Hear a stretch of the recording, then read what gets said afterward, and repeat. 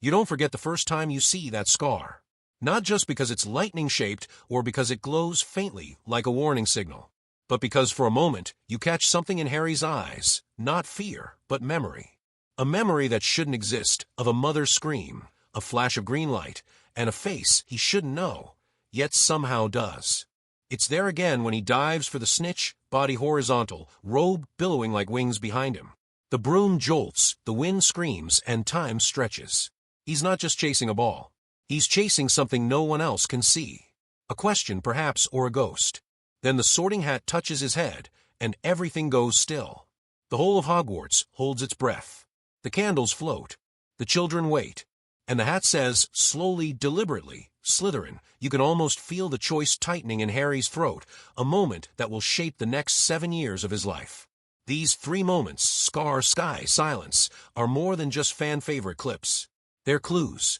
Markers in a story that's not simply about magic, but about the burden of being chosen when you're too young to understand what that really means. At a glance, Harry Potter and the Philosopher's Stone is a children's film about wands and owls and enchanted mirrors. A whimsical invitation to a school that doesn't exist, sent by post that never comes. But beneath the Bertie Bott's beans and candlelit feasts, something else is quietly growing. A threat. A question. A door creaking open at the end of a dark corridor. Harry, raised in a cupboard and fed on contempt, doesn't just enter Hogwarts, he escapes into it. But with the joy of freedom comes the weight of expectation. There's a stone that can grant eternal life. A teacher who stammers too much. A face on the back of someone's head. And a boy who's been famous since before he could walk, now asked to choose between power and protection, between ambition and kindness, between being a child and being a symbol. And that, perhaps, is the film's most daring question. What happens when innocence is handed a weapon? This isn't just a story of a boy learning spells. It's a story about a boy being taught, quietly, gently, sometimes dangerously, what death is. And more importantly, what not dying costs. Some of the film's greatest truths aren't told out loud. They're whispered in lighting cues, hinted at in orchestral lines. Listen closely to Hedwig's theme, the soaring melody that opens the entire series, and you'll notice something strange. About 37 bars in, the tune slips. Drops. Not quite off key, but definitely off balance. A shiver in an otherwise magical waltz. Was that a mistake? Or was composer John Williams leaving us a trace of something deeper? A crack in the dream? This film may start with birthday cake and end with house points. But in between, it hides a question that echoes far beyond its genre. When a child stares into the abyss, what do they see? It's easy now to think of Harry Potter as inevitable. A cultural juggernaut. A studio's golden goose. But back in the late 1990s, adapting J.K. Rowling's first book wasn't just a gamble. It was a logistical nightmare wrapped in a legal puzzle. Warner Brothers acquired the rights in 1999 after a fierce bidding war and almost immediately found themselves facing a problem. How do you translate something that millions of children already hold sacred, page by page, line by line, into a film that works on its own terms? How do you stay faithful to a world so many readers had already built in their minds? Chris Columbus, eventually brought on as director, wasn't the obvious choice. Known more for feel-good family comedies like Home Alone and Mrs. Doubtfire, he lacked the dark edge some fans hoped for. But he had something else, an intuitive sense for how children speak, move, and most importantly, how they grow up. And that made all the difference. Columbus wasn't interested in reinventing the tone of the book. He wanted to amplify it. He brought on production designer Stuart Craig to construct Hogwarts as a lived-in, medieval world rather than a glossy fairy tale castle. Every stone wall, every floating candle, every corridor had to feel like it had existed long before Harry arrived, and would keep existing long after he left. The sets weren't just designed. They were weathered, layered, aged, built like memories. Casting was a minefield. Rowling had insisted on British and Irish actors across the board, a demand that initially frustrated American executives. But in the end, it led to one of the most uniquely authentic ensembles in mainstream fantasy cinema. Richard Harris brought a weary grandeur to Dumbledore. Maggie Smith's McGonagall crackled with precision and wit. And Alan Rickman's Snape, impossibly dry, terrifying, yet never cartoonish, was so precisely calibrated that even Rowling later admitted he'd guessed the character's final arc long before the rest of the world. There were near misses too. Robin Williams campaigned to play Hagrid, but was turned down due to the British-only policy. Tim Roth was considered for Snape. And Tom Felton originally auditioned for Harry, not Malfoy. Then came the real challenge, the kids. 3,000 children auditioned. Many were too polished, too actor Y, too stage school. Columbus wanted something raw, something untrained. When he found Daniel Radcliffe in a BBC adaptation of David Copperfield, he knew instantly. He had this haunted quality, Columbus later recalled. Like he'd already lived something. Emma Watson was cast off a self-taped audition sent from her school's drama department, and Rupert Grint submitted a video of himself rapping about how much he wanted to play Ron. None of them had any real experience. All of them would become icons. The production wasn't without growing pains. Some of the most beloved scenes were almost cut. The Mirror of Erised was considered too abstract for children, according to early script notes. The Quidditch match was nearly dropped due to CGI limitations. The final chessboard battle was meant to be longer, more brutal, but had to be scaled back to keep the film PG. And then there's the scene with Professor Quirrell unwrapping his turban. A moment that plays like horror, but was nearly scrapped for being too frightening for the under-10 audience. Columbus fought to keep it in. Rightly so. Without it, Voldemort's presence would remain a whisper, not a wound. Much of what was left out tells its own story. Peeves the Poltergeist, played by Rick Mayall, was fully filmed, then cut completely in editing. Deleted scenes show Harry's more explicit grief and Ron's more obvious class anxiety. But in a film already loaded with exposition, some nuance had to go. Even so, what remained was astonishingly faithful. Not just to the plot, but to the tone. That balance between wonder and unease. Between warm firelight and something skittering in the shadows. Columbus didn't just direct a children's film. He framed the edge of something much larger, a mythos, a memory, a beginning. And that beginning felt, somehow, already haunted. For a film so often dismissed as a straightforward adaptation, The Philosopher's Stone hides its intentions in plain sight. The real story is not told through dialogue or even plot, but through light, color, and silence. Consider the film's palette. Columbus and cinematographer John Seale made a conscious decision to bathe the Muggle world in dull grays and beige, a palette of banality, echoing the bureaucratic sterility of Privet Drive. Even the camera movement here is constrained, static, boxed in, observational. The moment Hagrid breaks down the door, however, we cross an invisible border. Hogwarts isn't introduced through exposition, it's introduced through color. Warm, candlelit golds. Rich, burgundy stone. Deep emerald robes. The camera suddenly moves, glides, soars. Magic here is not just a narrative device, it's a shift in atmospheric truth. It's not just the colors that signal transformation. Watch the way windows are framed. In the Dursleys' house, windows are used as cages, iron bars, drawn blinds, and symmetrical constraints. At Hogwarts, windows are circular, cathedral-like, wide open. We don't just see the world differently. The world itself becomes different once you look through the right frame. The Mirror of Erised sequence is a masterclass in silent storytelling. There's hardly any movement. No music at first. Just Harry standing in front of the mirror, his breath shallow, his face not quite comprehending. The lighting is low, flickering. The reflection is sharper than the reality. In any other film, it would be a moment of sentimentality. Here, it's a moment of existential grief. What makes this scene unbearable is not what Harry sees, it's what he doesn't understand, that this longing will never go away, and that love cannot be retrieved, only remembered. For a children's film, it's shockingly honest about loss. The mirror isn't just a fantasy object, it's a cultural cipher. In the Judeo-Christian tradition, mirrors often represent vanity, temptation, or self-deception. But the Philosopher's Stone flips that script. Here, the mirror reveals not who you are, but what you most desperately lack. It is both benevolent and cruel. In that sense, it recalls Lacan's mirror stage, the moment the child realizes is separate from the world, that wholeness is an illusion. Harry isn't seeing his family. He's seeing the wound where they should be. The same duality runs through the film's depiction of Dumbledore. On the surface, he's the quintessential British mentor, cryptic, twinkly, impossibly wise. But watch closely, and you'll notice something less comfortable. He withholds. He knows things he doesn't say. He places Harry in danger. Not recklessly, perhaps, but knowingly. When he tells Harry, it is not due to dwell on dreams. What he's really saying is, you can't stay safe in the past. There's power in this lesson, yes, but also coldness.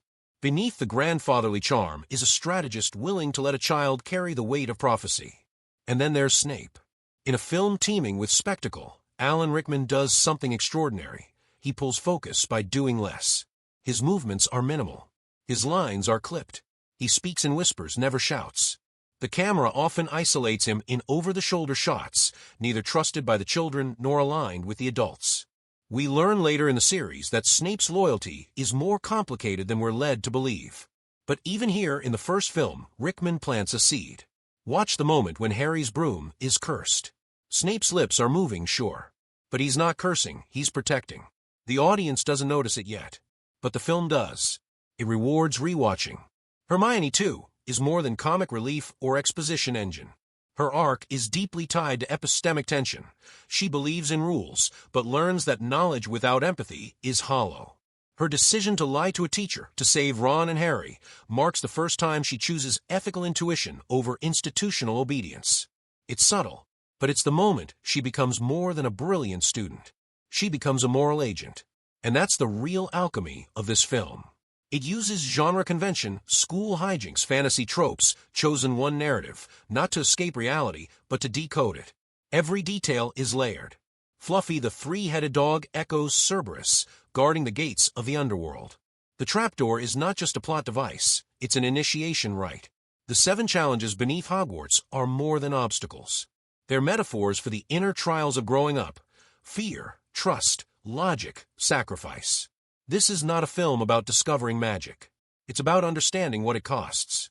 Structurally, the film plays a sleight of hand. On the surface, it follows the classic hero's journey, the orphan who enters another world, makes allies, faces trials, and returns transformed. But look closer and you'll see something more psychological at work. The story isn't just moving forward, it's spiraling inward. Each challenge Harry faces doesn't just test skill, it tests something far more unstable: belief. The opening act takes its time, and that's deliberate. We don't enter Hogwarts until over half an hour in. Columbus uses that time not to build spectacle, but to build absence. Harry's world is defined by what it lacks: love, agency, explanation. The abuse he suffers at the Dursleys isn't cartoonish, it's strategic. It carves out a hunger in him that makes magic not just wondrous, but necessary. It's a textbook setup in narrative therapy. You must understand the whole before you understand what fills it. From there, the plot unfolds like a series of moral tests masquerading as puzzles. The Devil's Snare teaches trust. The Key Room teaches persistence. The chessboard teaches sacrifice. Each sequence aligns not just with a skill, but with a value. Importantly, Harry never solves these challenges alone. The film quietly resists the lone hero myth. Instead, it insists that courage is collective, and intelligence is most powerful when shared. This ethical spine distinguishes the film from many of its fantasy contemporaries. Compare it, for instance, to Columbus's earlier work Home Alone, which on paper couldn't be more different. Yet both stories feature abandoned boys forced to confront forces beyond their maturity. Both center on the tension between independence and vulnerability. And both resolve with a form of earned agency. Kevin McAllister learns to defend his home. Harry learns that bravery doesn't mean being fearless. It means acting while afraid. Columbus has always been more interested in emotional realism than narrative complexity. That's often led to him being underestimated. Critics accuse Philosopher's Stone of being too safe, too faithful, too soft. But these are critiques of surface. Underneath, Columbus is doing something more interesting. He's building a cinematic grammar of restraint. He holds the camera longer than most fantasy films would. He lets characters listen more than they speak. He allows stillness where others would cut to action. This is particularly true in the ending. Unlike many blockbusters that build to a deafening climax, Philosopher's Stone ends not with a fight, but with a conversation. Harry, facing Quirrell, doesn't defeat him through strength or spell work, but through being who he is. The magic that protects the stone is based on intention. Only someone who wants to find the stone, but not use it, can retrieve it. That's not a plot twist, it's a moral thesis. The film's resolution hinges not on victory, but on motivation. In a landscape crowded with chosen ones, this was and remains quietly radical. And yet, the film remains a site of critical division. Some scholars have questioned its politics. Why is Hogwarts structured like an elitist boarding school? Why are bloodlines and houses so central to identity? Why is Slytherin treated as irredeemable while Gryffindor is lionized? Are these choices narrative shorthand or unconscious echoes of Britain's class and colonial history? Others have pointed out the film's gender dynamics. While Hermione is brilliant, she is also often sidelined at key moments. In the final confrontation, she is the one sent back while Harry continues forward. The logic may be practical, but the symbolic implications are troubling. Feminist readings have since re-evaluated her role across the series, noting both the strength and the limits of her representation. There's also the matter of race. The few characters of color are marginal, often silent, and rarely named. For a film set in a supposed multicultural Britain, Hogwarts feels strangely monocultural. Is this the product of its time, or a reflection of deeper biases embedded in the fantasy genre itself? These questions don't negate the film's achievements, but they complicate them. And in doing so, they invite us to read the story not just as escapism, but as ideology. What world is being imagined here? And more crucially, who gets to belong in it? Behind every locked room in Philosopher's Stone is a question about power: who has it, how it's used, and what it costs to claim it. On its surface, the film is about a boy discovering he's special. But once you pull back, it becomes clear: this is a story about institutional initiation. Harry doesn't just enter Hogwarts, he's inducted into a social system. One with rules, rituals, hierarchies. One that grants access based on legacy, bloodline, and house affiliation. One that teaches obedience as a kind of virtue. That system, of course, mirrors Britain's own private boarding school culture. Hogwarts is less a school and more a cathedral to elite continuity, complete with gowns, candles, prefects, and house rivalries that stretch back generations. It's no accident that its moral universe is defined so sharply by lineage: half-bloods, muggle-borns, pure-bloods. These aren't just fantasy classifications, they echo British classism and colonial anxieties about race, heritage, and belonging. Within that framework, Harry's story is paradoxical. He's an outsider by upbringing, but an insider by birth. He doesn't earn power, he inherits it. The moment he walks into the leaky cauldron, people bow. His fame precedes his actions. That contradiction between earned identity and inherited myth is at the heart of the film's emotional tension. Harry is both hero and cipher. He saves the day, but he doesn't know why he was chosen. And neither truly do we. Voldemort, in this context, becomes more than a villain. He is the system's shadow logic. He wants to live forever not because he fears death, but because he fears irrelevance. He is obsessed with purity, control, and domination. But crucially, he's also a product of the same institution that shaped Dumbledore. Both men emerged from the same halls, studied the same magic, were shaped by the same mentors. The difference lies not in their tools, but in their choices. And yet both manipulate younger generations to secure their visions of the future. The film never fully confronts this tension, but it hints at it. Watch how often authority figures speak in half-truths. McGonagall keeps secrets for their own good. Dumbledore withholds information until the time is right. Quirrell smiles kindly even as he plots Harry's death. The question isn't whether Harry will become powerful. It's whether he'll learn to question power when it's wearing the right face. The story also grapples, more quietly, with the problem of death. Not just in a plot sense, Voldemort wants to conquer it, but in a spiritual sense. What does it mean to accept death? The Mirror of Erist, the Philosopher's Stone, and even the Forbidden Forest all function as reflections of death's inevitability. The mirror tempts Harry with resurrection. The stone promises to defeat decay. And in the forest, he watches a unicorn, an ancient symbol of purity, slaughtered for immortality. Each of these moments asks the same question: is it better to live forever or to live with meaning? Dumbledore's answer is clear. To the well-organized mind, death is but the next great adventure. But that's not just a poetic line, it's a declaration of worldview. The film aligns itself with a particular kind of British stoicism, one that romanticizes restraint, noble sacrifice, and emotional self-containment. There's beauty in that, but also danger. Because when you turn grief into quietness and loyalty into obedience, it becomes harder to tell the difference between wisdom and control. This becomes most apparent when you look at the trio itself. Harry, Ron, and Hermione aren't just friends, they're archetypes of moral response. Harry leads with heart. Hermione leads with intellect. Ron leads with loyalty. Each of them, in turn, is tested by a system that values conformity over confrontation. And each of them, to some degree, begins to resist it. Hermione breaks rules. Ron sacrifices himself. Harry, at the climax, refuses to use the stone even when it's within reach. The lesson is clear: you are more than what the system wants you to be. And yet the system wins. Hogwarts doesn't change. Slytherin still exists. House points are still given and taken. Children are still sorted at age 11 into lifelong identity categories. The story ends not with revolution, but with reward. Gryffindor wins. The status quo remains intact.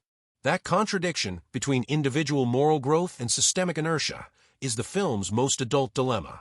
It's what makes Philosopher's Stone far more than just a fantasy for children. It's a parable about institutions, about how even the brightest minds and bravest hearts must navigate systems that don't always deserve their trust, about how growing up means learning when to follow rules and when to rewrite them. When Harry Potter and the Philosopher's Stone hit cinemas in 2001, it was received with overwhelming public enthusiasm.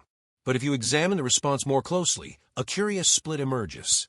For one group, children, families, nostalgic readers, the film offered comfort, warmth, a safe portal into a beloved world. But for another group, critics, scholars, social theorists, it raised thornier questions. Not about plot or pacing, but about power and complicity. Start with the way the school operates. Hogwarts is ruled by a rigid hierarchy: teachers, prefects, house heads, ghosts. Students are sorted into houses that immediately stratify them.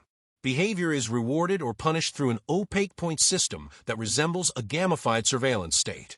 There are no elections, no student input, no appeals process. And yet it's presented as a kind of magical meritocracy. But meritocracy only works if everyone starts from the same place, which they don't. Children like Malfoy arrive at Hogwarts already fluent in its customs, its hierarchies, its hidden rules. Harry, by contrast, knows none of it. He learns not just spells, but how to belong. And belonging here is subtly policed. The Sorting Hat famously gives Harry a choice. But how much of a choice is it really when it whispers that Slytherin will make him great? The film flirts with determinism even as it champions agency. This tension reaches its peak in the final act. Harry, Ron, and Hermione break half a dozen school rules, evade adult supervision, and risk their lives, only to be rewarded with last-minute house points that swing the cup in Gryffindor's favor. The scene plays as triumph. But viewed from another angle, it's ethically murky. What message does it send? That good intentions justify defiance? That the right sort of disobedience will be institutionalized into glory? And what of those who aren't so fortunate? Think about Neville Longbottom. He stands up to his friends, not to betray them, but to protect the rules. He's silenced, frozen. At the end, he's given points for his courage, but it's a token gesture. The real reward goes to those who broke the system and won. The ethics of that are never interrogated. Neville learns that loyalty to the rules is admirable, but ultimately insufficient. Justice in this world is not blind. It's narratively convenient. Then there's the question of punishment. When students are caught out after dark, their detention is to follow Hagrid into the Forbidden Forest, at night, with no protection, to face what is effectively a magical predator. The punishment is not only disproportionate, it's potentially lethal. There's no sense of due process. No questioning of responsibility. The institution acts as judge, jury, and jailer. And the students remarkably accept it. This matters because institutions shape values. And Hogwarts, for all its enchantment, operates as a microcosm of how real-world institutions preserve themselves. It teaches obedience disguised as tradition, elitism disguised as excellence, punishment disguised as character building. What makes this film powerful is not that it critiques this structure, but that it shows us how seductive it is. We fall in love with the school at the same time that we surrender to its logic. That seduction also explains why the film's impact has been so deep and so polarizing. For many viewers, Hogwarts became a metaphor for childhood itself, magical, boundaried, lost too soon. But for others, particularly those marginalized in the real world, the fantasy felt exclusionary. Why are there no queer characters? Why are students of color given so little dialogue? Why does the logic of the school feel so uncomfortably familiar to those who've navigated institutions that sort, rank, and discard? These questions have only grown sharper in hindsight. As Rowling's public persona has become more divisive, so too has the world she created. Some have argued that Philosopher's Stone should be read as a product of its time. Early 2000s Britain, pre-9/11, still confident in its myths of liberal progress. Others see it as a cautionary tale, now more relevant than ever, about how easily narrative can be mistaken for truth. And in this context, the film's central moral idea, that love is the greatest protection, takes on both beauty and fragility. It's a deeply humanist belief, but it also raises a question. What happens when love is not enough? When systems are indifferent to love? When kindness is overruled by structure? The film doesn't answer that. Not directly, but it plants the question in the viewer's mind and trusts them to grow it. It's tempting to see Harry Potter and the Philosopher's Stone as a timeless fairy tale. But look closer, and you'll see it's also a product of the time it was made, and eerily prophetic of the years that followed. The film emerged from late 1990s Britain, a country basking in the optimism of a new millennium, pre-9/11 pre-financial crash, still draped in the illusion of upward mobility and liberal meritocracy. But scratch beneath the surface, and the cracks were already forming, a widening gap between classes, creeping public suspicion of surveillance, a deepening cynicism toward institutions. All of that is here, buried under robes and broomsticks. Start with the Sorting Hat. Its job is simple: categorize children based on personality, values, and latent potential. But its effect is chilling. In one moment, it locks each child into a lifelong label. Slytherins are cunning, Gryffindors brave, Ravenclaws smart, Hufflepuffs kind. But who decides what a child will become at age 11? And what does it mean when that decision is irrevocable? We see echoes of this every day in our own systems: streaming in schools, algorithmic hiring, psychometric testing, predictive policing. The fantasy of Hogwarts becomes a mirror to a world increasingly obsessed with classification. The dream of belonging mutates into the fear of being sorted wrong, a feeling familiar to anyone who's ever been reduced to a test score, a credit rating, or a metadata profile. Then there's the surveillance. From the outset, Hogwarts is a world of omnipresent eyes. The paintings move. The ghosts listen. Teachers appear from nowhere. Even the castle itself seems sentient. It's charming, until you realize there's no privacy, no interiority, no safe place to be unseen. What masquerades as magical omniscience looks today like a child's eye version of the surveillance state. It's a system that rewards conformity. Toe the line and you're safe. Step out of bounds and the consequences are swift and public. Points deducted. Detention assigned. Shame displayed on hourglasses in the Great Hall. There's something eerily carceral about all. Even in its moments of levity, the school feels like a kind of velvet prison. This atmosphere reflects a broader cultural anxiety, one that's only grown in the decades since the film's release. Today, we live under constant digital watch: phones, cameras, data trails. Like Hogwarts students, we're trained to monitor ourselves, to perform the version of ourselves we think the system wants. The castle's gaze has become our own. And what about legacy? Harry's entire identity is defined by something that happened before he could remember it. He's famous for surviving, yet he doesn't know how. He's given money he didn't earn, access he didn't ask for, a name that opens doors he doesn't understand. For many viewers, especially those navigating generational wealth, inherited trauma, or elite institutions, this strikes a nerve. The idea that your destiny is shaped before you're old enough to speak out loud. That your story began in someone else's war. And yet, the film doesn't simply accept that fate. It complicates it. Harry's journey is one of slowly rejecting that predetermined path. He chooses Gryffindor over Slytherin. He befriends outsiders. He questions authority. And in doing so, he models a kind of quiet resistance, not rebellion with fireworks, but rebellion through self-definition. That message, small as it may seem, resonates. Especially in a time when young people are increasingly disillusioned with the narratives handed down to them. In an age of climate collapse, algorithmic inequality, and inherited debt, the idea of choosing who you are isn't just aspirational, it's radical. Even the film's villains offer a reflection of real-world fears. Quirrell is not a cackling evil genius. He's soft-spoken, nervous, ordinary. His evil isn't theatrical, it's banal.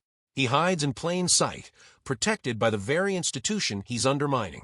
And that, too, feels uncomfortably close to home.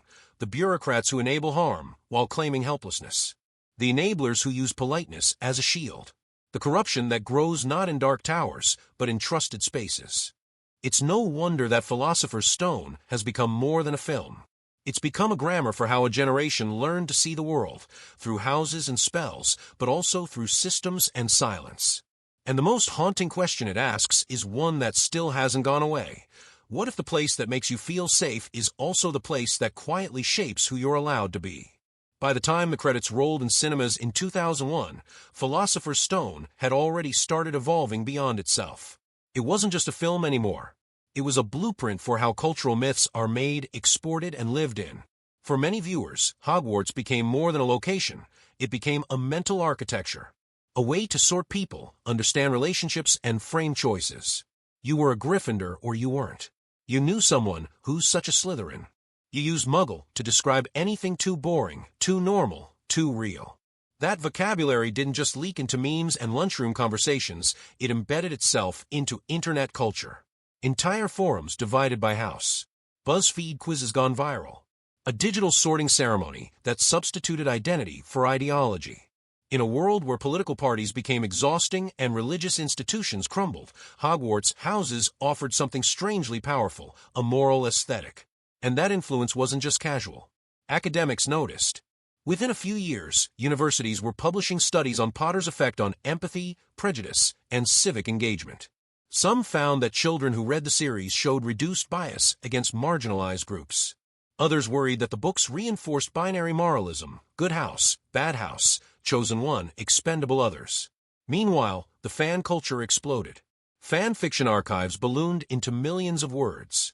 Alternate universes flourished, Harry as a Slytherin, Hermione as the hero, Draco as misunderstood. It was more than escapism. It was revisionism. Readers weren't just consuming the text. They were rewriting it, filling in the gaps, correcting perceived injustices, bending the canon toward emotional truths they found more honest than the original. This is one of the film's strangest legacies. It encouraged a generation to participate in authorship, to question authority, even when it came from the author herself. When Rowling's views on gender and identity sparked public backlash years later, it was telling that so many fans felt not just disappointed, but betrayed. Because they didn't see the story as hers anymore. They'd grown up inside it, rebuilt it, made it better. That's how myth works. Not by dictating fixed meanings, but by allowing reinterpretation. We see the film's fingerprints on newer works, too. In his dark materials, Shadow and Bone, Wednesday, and even Stranger Things, the structure echoes. Lonely child, hidden power, surrogate family, corrupted institution. But the tone has changed. Where Philosopher's Stone was hopeful, these stories are more suspicious. Less magic saves and more magic hides things. That tonal shift marks a cultural pivot from wonder to disillusionment. Which is why, when recommending companion works to viewers who want to go deeper, it's worth choosing stories that grapple not just with magic, but with what magic costs. Film recommendations. The Fall 2006, D.I.R. Tarsum sing a story about storytelling, where imagination heals but also deceives. Deals with grief, colonialism, and the ethics of fantasy. Pan's Labyrinth 2006, D.I.R. Guillermo del Toro magic as a trauma response. Set during Franco's fascist regime, it explores how myth can be a refuge, but never an escape. The Secret of Kells 2009, D.I.R. Tom Moore, a lesser-known Irish animated film blending folklore, illumination, and resistance under siege. Beautiful, strange, unforgettable. Coraline 2009, D.I.R. Henry Selick, a Gothic inversion of Philosopher's Stone. A child enters a parallel world that offers everything she wants, until it starts taking things away. Book recommendations. A Wizard of Earthsea by Ursula K. Le Guin. Long before Hogwarts, Le Guin imagined a magic school where naming is power and hubris is the real enemy. The Left Hand of Darkness, also by Le Guin, for older readers, explores gender, diplomacy, and trust in a world where nothing is fixed. Howl's Moving Castle by Diana Wynne Jones. Magic meets mess. Unpredictable, nonlinear, and deeply resistant to binary thinking. The Book Thief by Marcus Zusak, not fantasy per se, but narrated by death. About words, war, and the quiet power of small defiance. These stories share something crucial with Philosopher's Stone. They understand that the true magic isn't in the spells. It's in how people choose to use them. In how they fail, learn, and try again. In how they love and how they lose.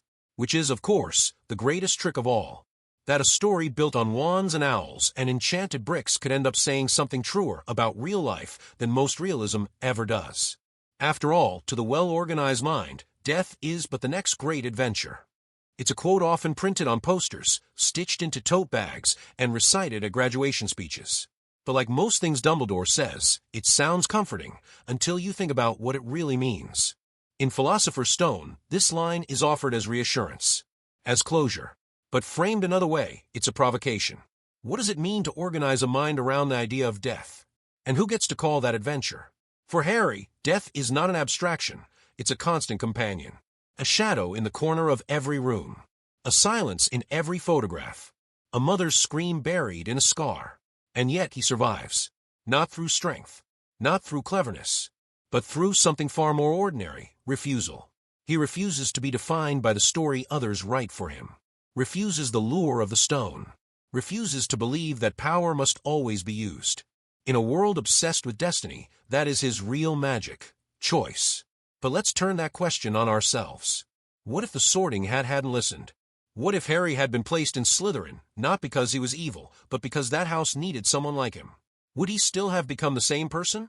Or would the system have reshaped him? How often do we confuse nature with nurture, especially when institutions reward those who conform? What if Hermione had been the protagonist? The one with the scar? Would we still call her bossy, or would we call her brave? Would we still romanticize Harry's rule-breaking if it came from a girl with brown skin and a working-class accent? What if Dumbledore had told the full truth from the start? What if the adults hadn't let children fight their battles? What if the magic wasn't hiding in ancient castles, but in the act of asking these questions at all? Stories endure not because they answer everything, but because they make us curious. They leave space for doubt, disagreement, reinvention. That's why Philosopher's Stone still matters. Not because it was perfect, but because it planted seeds. Some of them grew into fantasy franchises. Others grew into critical essays, TikToks, therapy sessions, protest signs. Some grew into you. If you've ever felt like you didn't belong, this film gave you a door. If you've ever struggled with grief, it gave you a mirror. If you've ever wanted to remake the world, it gave you a map. But only you can decide where it leads next. So here's your final challenge. In the comments, describe how you felt watching this film, using just one emoji. Just one. Let's see what magic lives in that. And if you stuck with us this far, maybe you too believe, somewhere deep down, that the real adventure isn't found behind a trapdoor. It's found in what you choose to do next.